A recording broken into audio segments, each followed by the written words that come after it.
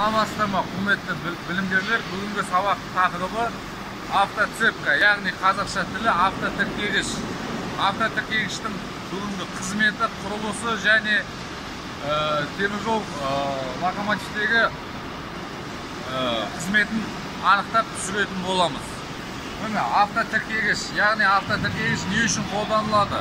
Автотіркегіштің қолдану мақсаты локомотивпен локомотивтерді, локомотивпен вагондарды, жүк вагондарды және адам таситын жолаушылар вагонын және де бір-бірін тасу үшін, бір-бірін тарту үшін және бір-біріне тоқтату күшін беру үшін қолданылатын құрылғы. Автотіркегіштің міне бөлігі болады. Ол үлкен тісті және кіші тісті.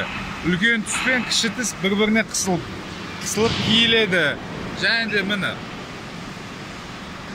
автотіркегіш рамадағы жоты арқалыққа кеп, жоты арқалықта, яғни негізгі бөлігінде орнатылады. Оның артында, автотіркегіштің артында жұтқыншы аппараты, яғни бұл жұтқыншы аппараты орысша поглощающий аппарат дейді.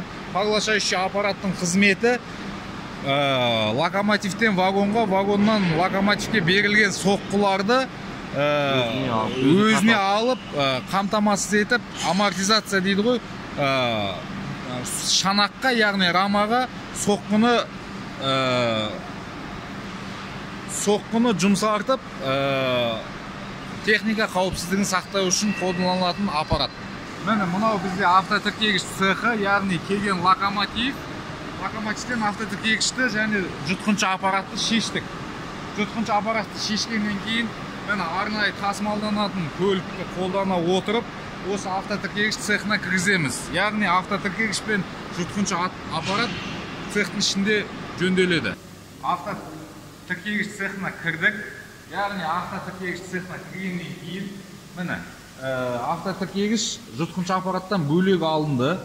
Автотіркегіштің негізгі екі бөлігінен тұрады. Алдыңғы бөлік және артқы бөлік. Артқы бөлік бағанағы жұтқыншы аппаратқа киіледі, ал автотіркегіш келесі автотіркегішке киіледі. Ендігі тақырыпта біз бұның негізгі ақаулары, алдыңғы бөлік пен артқы бөліктің негізгі ақаулары танысатын боламыз. Міне артқы бөліктің негізгі ақауларының бірі, мына өзінің арнайы білікше киіледі, мына жерге жұтқыншы аппараттың білікшесі осы жерге киіледі. Соны мына жердегі кесігі стандарттық өлшемдерден кеңейіп кету негізгі ақауларының бірі осы болып есептеледі.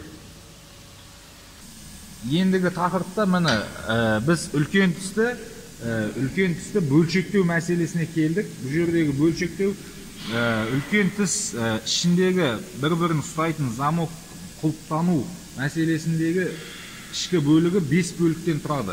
5 бөлікке бөлінеді. Ол ең бірінші құлып және құлыпты ұстағыш және сақтандырғыш, яғни құлып ұстағыштың сақтандырғышы және көтергіш және көтергіштің білікшесі. Осы 5 бөліктен тұрады. 5 бөліктің негізгі ақаулары міне желіну мәселесі. Бұл жердегі, яғни мына жерде ешқандай артық негізгі мәселесі міне желіну. Замок, яғни құлыптың желінгенін біз байқап отырмыз. Желіну және трещина дейді, сынуы. Біз теміржол саласы болғаннан кейін жаңағы біз өткен, яғни сақтандырғыштың желінген күйі және басын біз өтеміз. Қазір міне кіші тіс, үлкен тіс. Міне сақтандырғыштың білікшесі. Яғни міне біздің негізгі ақауларымыз мына жерде желінді арнайы өлшемдермен өлшенеді және бұны дәнекерлеу арқылы өсіріп арнайы аппаратпен тащит етеміз, балғарқымен. Егеумен егеп қалпына келтіреміз. Яғни темірді өсіріп желінген жерді орнына келтіреміз. Енді толық жөндеу цехынан шыққан автотіркегішті қайттан өзінің орнына, яғни өлшемдермен тексеріліп, стандарттық өлшемдерге сәйкестендірілгеннен кейін қайта локомотивке орнатылған локомотивті, яғни осы жөндеу цехы депоның бүгінгі күні қай күні жөнделіп шыққаны бәрі локомотив құжатында жазылатын болады. Ендігі алдағы мақсатта пайдалануға рұқсат берілді деп қол қойылып, пайдалануға, яғни эксплуатацияға пайдалануға беріледі.